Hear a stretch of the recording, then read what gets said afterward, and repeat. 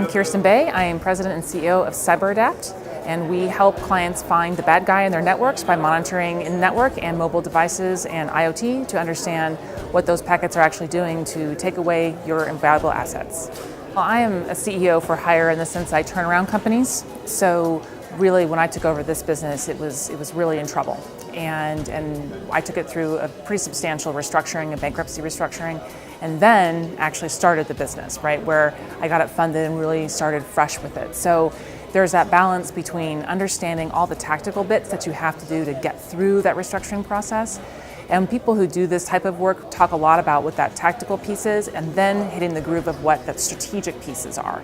And that's really the big challenge that I find is that when you make that transition, you have to get people out of that storming, norming, and forming where everyone's storming because they're trying to get through the process and actually get people to then fit in as a cohesive group and start really leading the strategy of your vision. In my world, in the technology world, one of the things that I believe is underutilized is the convertible note. Convertible notes are traditional loans, but the nice thing is that instead of you're having to pay them back, sometimes they actually have interest forgiveness, so you don't even have to pay interest for a period, or you just pay interest instead of principal. And then there's actually a time delimited event where if you go through a funding, then that note actually converts into equity and you don't have to repay it back. And what the benefit to that person is that they become a shareholder, but they actually get a discount on what that cost is so that you actually pay a lower rate for the cost per share. People always want to go straight to venture, right? And there's this gap period where you actually lose a fairly substantial percentage of your company if you try to go straight to an angel or straight to venture. And so being able to have someone who's willing to commit to a convertible note, and you can give them a discount when it actually converts into that round, if it's an A round as an example, but it allows you to control your ownership percentage much more effectively.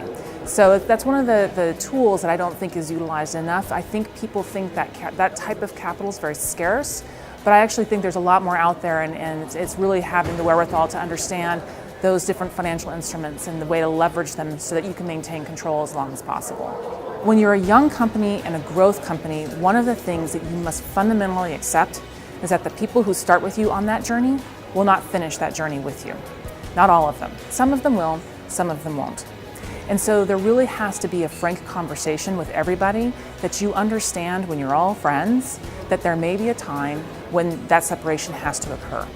And I've made that mistake, and others, many others have as well, that you feel the sense of loyalty to those people. You don't want to disappoint them.